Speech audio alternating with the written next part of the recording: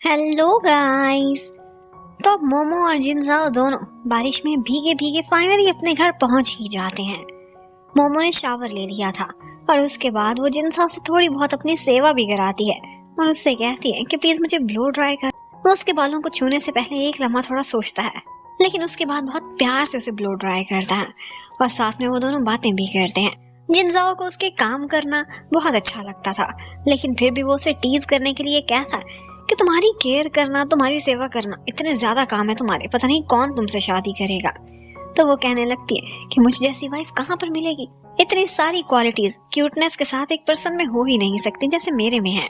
जिनजाओ बोलता है कि इतना सारा झूठ सहने के बाद मैं अब और नहीं जाग सकता, प्लीज तुम भी सो जाओ। वो उसे कहने लगती है कि सोने से पहले मैं तुम्हें एक बात करना चाहती हूँ, वो ये कि न्यू ईयर आने वाला है और उसके लिए मैं बहुत एक्साइटेड हूँ। हमने बहुत से न्यू ईयर एक दूसरे के बगैर गुजारे हैं।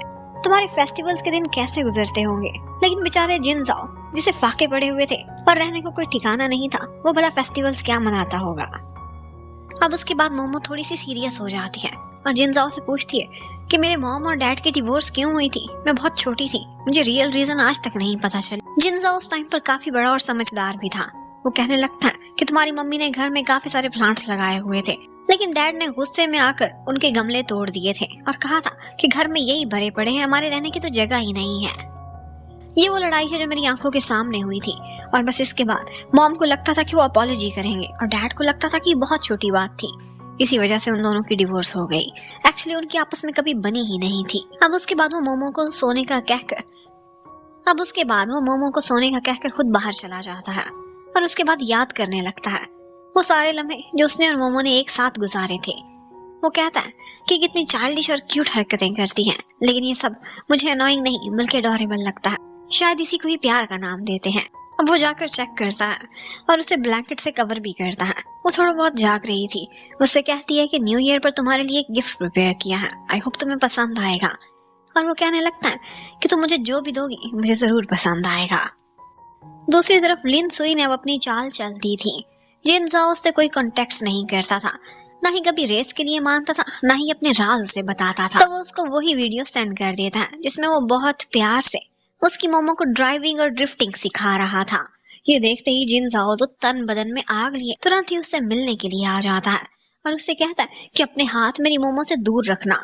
तो लिन सुई भी उससे कहने लगता है कि आज मोमो के यहाँ एक फेस्टिवल है और हम दोनों रेस करते हैं, हम में से जो भी वहाँ पहले पहुँचेगा वो जीत जाएगा और दूसरा पर्सन मोमो पर गिव अप कर देगा। क्या तुम्हें कबूल है? एक्चुअली उसे पता चल गया था कि जिनजाओ की एक ही वीकनेस है और वो मोमो है। इसी के थ्रू वो उसे अपने साथ रेस करने पर प्रोवोक कर सकता था और उसके अंदर की बातें भी निकलवा सकता था। वो तुरंत ही रेस के लिए मान जाता है, लेकिन इसके साथ ही लिन सुई ने स्लोली अपनी दूसरी कंडीशंस भी बता दी थी। वो उसके साथ कनेक्टेड होगा एयरबड्स पर। अब वो उसे रेस में मगन रखता है और इसी बीच उससे बहुत सारी इन्फॉर्मेशंस भी निकलवा लेता है। वो ये जान चुका था कि जिनजाओ टैलेंट में और कार रेसिंग की मास्टरी में उससे काफी आगे लेवल पर है और सिर्फ इतना ही नहीं, उसकी कार बेशक लिन सुई से सस्ती थी, लेकिन उसकी मॉडिफिकेशन इस लेवल की थी कि वो उससे ज्यादा स्मूथ चल रही थी। बातों ही बातों में वो उससे अपनी गाड़ी की 2-4 प्रॉब्लम्स भी पूछ लेता है और जिस बारीकी से उसने जवाब दिया था, ये जवाब उसे बड़े से बड़े टेक्नीशियन से भी पहले नहीं मिला था। एक्चुअली लिन सुई को ये सारा कुछ ही पता कराना था और फिर फाइनली एक मोमेंट आता है कि जब जिनजाओ उसे क्रॉस कर देता है और उन दोनों के बीच ट्रक्स की एक लंबी सी क्यू आ गई थी और बाद में वो अपने ईयरबड्स उतार कर फेंकता है और उसे बाय बाय करता हुआ वहां से निकल जाता है। वो उसे रेस में क्लियरली विन कर चुका था। उधर मोमो की एक परफॉर्मेंस थी सिंगिंग की, लेकिन वो कहती है कि जब तक जिनजाओ नहीं आएगा मैं कुछ भी नहीं गाऊंगी। और फिर फाइनली देखती है तो उसकी गाड़ी के इंजन की आवाज आती है। वो वहां पहुंच चुका था एंड टाइम पर और फिर वो स्टेज पर जाती है और बहुत अच्छा सा एक गाना सिंग करती है और उसे देखकर लग रहा था कि उसके सारे लिरिक्स उसकी और जिनजाओ की कहानी पर एकदम फिट बैठते हैं। अब परफॉर्मेंस करने के बाद जिनजाओ उसे अपने साथ वापस लेकर जाने लगता है, लेकिन वो कहती है कि मैं बीच पर थोड़ा एंजॉय करना चाहती हूँ। वो दोनों बीच का नजारा देखते हैं। वो न्यू ईयर के लिए बहुत एक्साइटेड थी क्योंकि इस दफा वो दोनों एक साथ थे। वो कहती है कि तुम मुझे क्या गिफ्ट दोगे? तो वो बोलने लगता है कि तुम्हें क्या चाहिए, अंटिल के तुम चांद ना मांग लो, बाकी जो भी मांगोगी मैं तुम्हें दिलाने की कोशिश करूंगा। लेकिन लगता है कि मोमो को चांद से भी ज्यादा बस उसके साथ की जरूरत थी। अब वो उसके साथ बैठकर मीटियोर शावर देखना चाहती थी, लेकिन देख नहीं पाती, उससे पहले उसे कंधे पर सिर रखकर सो चुकी थी। उसने सोने से पहले जिनजाओ से कहा था कि इनको देखते हुए जो भी विश मांगी जाए वो जरूर पूरी होती है। तो जिनजाओ उन्हें देखकर एक विश मांगता है और वो यही थी कि मैं और मोमो हमेशा साथ रहें, कभी भी अलग ना हो। क्लास में जाती है तो उसे पैन गाय के थ्रू पता चलता है कि उस दिन जिनजाओ के साथ जो लड़का स्कूल के बाहर खड़ा हुआ था वो उन्हीं के ही स्कूल का है और एकदम का लफंगा और आवारा इंसान है। वो किसके लिए काम करता है इस बारे में उसे क्यूरियोसिटी हो रही थी। तो वो पैन का ऐसे कहती है कि मेरे उससे एक मुलाकात तो फिक्स करा, और वो भी डरते डरते उसे बुलाकर ले ही आता है। दिखने में तो वो गुंडा लगता था, लेकिन वो उसे बातों ही बातों में ये बात उगलवा लेती है कि तुम उस दिन जिनजाओ को क्या दे रहे थे। पता चलता है कि उस लड़के का भाई एक डिजाइन इंजीनियर है और जिनजाओ ने उससे एक रेसिंग कार के ब्लूप्रिंट्स मंगवाए थे। अब मोमो को तसल्ली हो जाती है कि थैंक्स गॉड वहाँ कोई ड्रग्स वगैरह नहीं थे जैसा शक मैं इस पर कर रही थी, ये बस रेसिंग और फाइटिंग तक ही है। लिन सुई ने जिनजाओ को ऑफर दी थी कि मैं तुम्हें वो पार्ट्स दिलवा जो तुम्हारे ओपोनेंट्स मार्केट से शॉर्ट करा रहे हैं, मैं तुम्हें जापान से दिलवा दूंगा। लेकिन वो कहता है कि मुझे जरूरत नहीं क्योंकि मैं खुद ही कुछ डेवलप करने वाला हूँ। और आजकल इसी पर ही वो बहुत मेहनत कर रहा था। लिन सुई ने उसे ये भी ऑफर दी थी कि मेरे साथ फ्रांस चलो, वहाँ पर रेसिंग किया करेंगे, तुम्हें बहुत तगड़ा पैसा मिलेगा, कि बस एक टास्क पूरा करना है और फिर उसके बाद मैं इस रेसिंग की दुनिया को अलविदा कहने वाला हूँ।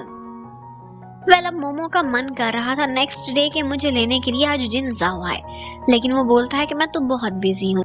तो वो ऐसा करती है कि अपनी बॉटल की एक फोटो से सेंड कर देती है, लेकिन इनफैक्ट उसमें कुछ रिफ्लेक्ट हो रहा था और वो था मोमो के पीछे खड़ा हुआ पैन काय, जिसे देखते ही ऑफ कोर्स वो बहुत जेलस होगा और दौड़े लगाता हुआ वहां पहुंच जाएगा। और ऐसा ही होता है। पैन काय जब मोमो के पीछे पीछे था तो वहीं पर ही सामने से उसे जिनजाओ आता हुआ दिखाई देता है, जो उसे ललकार करके आता है कि अपने हाथ पीछे कर लो। मतलब ये है कि दोनों तरफ आग बराबर की लगी हुई थी। और फिर इसके बाद हमें दिखाते हैं कि एक दफा मोमो नैना के साथ थी, लेकिन वहां पर स्नेकी आ जाती है। नैना को लगा था कि मुझसे मिलने के लिए आई है, लेकिन मालूम पड़ता है कि वो सीधी चलती हुई जाती है और मोमो से कहने लगती है कि अगर तुम में हिम्मत है तो मेरे साथ चलो। लेकिन नैना उसे मना करने लगती है कि बहुत ही डेंजरस लड़की है, इसके साथ ना जाना। लेकिन स्नेकी भी उसे चैलेंज करती है और कहती है कि जिनजाओ की नजरें जिस लड़की पर हैं, क्या वो इतनी कायर है। अब ये इस तरह का चैलेंज था कि जिसे मोमो इनकार कर ही नहीं सकती थी। वो उसके साथ जाने के लिए रेडी हो जाती है, लेकिन उसे देखकर लग रहा था कि स्नेकी का मन नहीं है। लेकिन वहां पर उसे देखकर लग रहा था कि स्नेकी का मूड नहीं है उसे घायल करने का, वो बस उससे कुछ ना कुछ बातें करना चाहती है, दिल की बातें। वो दोनों ड्रिंक करती हैं और यहाँ पर स्नेकी उसे बताती है कि किस तरह, और फिर यहाँ पर स्नेकी उसे बताती है कि किस तरह से पहली दफा उसने जिनजाओ को अपने डैड के गैरेज में काम करते हुए देखा था। वो तब एक पार्ट टाइमर था, लेकिन अपने काम में इतना खोया होता था कि नजरें उठाकर किसी को देखता भी नहीं था। और वो ये भी कहती है कि क्या तुम्हें लव एट फर्स्ट साइट पर बिलीव है, मुझे वही हो गया था उससे। और इसके साथ साथ वो ये भी बताती है कि मैं सिर्फ उसे देखने के लिए बार बार डैड के गैरेज के चक्कर लगाती थी, उसके लिए शुगरलेस कॉफी भी लेकर जाती थी क्योंकि उसे मीठा पसंद नहीं, लेकिन वो कभी भी मुझे भाव नहीं देता था। फिर भी मैं उसकी केयर करती थी और उसके आगे पीछे फिरती थी। इसी दौरान उसकी लिटिल सिस्टर शिन काफी बीमार थी, उसकी सर्जरी के लिए पैसे चाहिए थे, तो वो ओवरवर्क करता था और उसने प्राइवेटली भी बहुत सारी गाड़ियां मॉडिफाई करने के लिए लेनी शुरू कर दी थी, जो कि वो डैड के गैरेज में ही भाड़े पर फिक्स किया करता था। उन्हीं में से एक गाड़ी थी कि जिसके साथ प्रॉब्लम हो गया था, उसका एक्सीडेंट हुआ था। ड्राइवर बच तो गया था, लेकिन पता चला था कि मॉडिफिकेशन के बीच इसमें कुछ गड़बड़ी हो गई थी, इसी वजह से वो उस पर केस करना चाहता था। ऐसे में मैं नहीं चाहती थी कि जिनजाओ पर कोई भी आ जाए। मैंने अपनी स्पोर्ट्स कार बेच दी थी ताकि वो कॉम्पनसेशन पे करे और उस पर केस ना लगे। अगर केस लगता तो उसका फ्यूचर बर्बाद हो जाता, लेकिन शायद उसने इस काबिल भी नहीं मुझे समझा था। उसने मेरी ऑफर को रिजेक्ट कर दिया था और उसके बाद से ही उस बेचारे का फ्यूचर बर्बाद हो गया था। उसके हाई स्कूल में बहुत अच्छे ग्रेड्स आए थे, लेकिन वो कॉलेज का एंट्रेंस टेस्ट भी नहीं दे सका था। उसे दिन रात मेरे डैड के गैरेज पर काम करना पड़ता था। सुबह से लेकर रात तक वो ओवर टाइम करता था और जो उधार उसने इधर उधर से पकड़ा था वही लौटाने की कोशिशों में लगा हुआ होता था। और फिर बहुत मेहनत करने के बाद फाइनली वो उस पॉइंट तक पहुंच गया था। उसे इतनी मास्टरी आ गई थी कि मेरे डैड ने उसी को ही वहाँ का हेड बना दिया था। हेड बनने के बाद उसने थोड़ी बहुत छानबीन की और उसे पता चला कि उसको किसी ने ट्रैप किया था, उसे फ्रेम किया गया था। उसने तो मॉडिफिकेशन उस गाड़ी की बिल्कुल ठीक की थी। उसका एक्सीडेंट उसकी मॉडिफिकेशन में खराबी की वजह से नहीं हुआ था, बल्कि किसी ने उसके पार्ट को एक पुराने पार्ट से चेंज कर दिया था। और दुख तो उसे इस बात का हुआ था कि मेरे डैड वॉन जी को यह हर बात पता थी, लेकिन फिर भी उन्होंने उसकी साइड नहीं ली थी। सिर्फ उस बेचारे पर ब्लेम डाल दिया था ताकि उनके गैरेज का नाम बदनाम ना हो।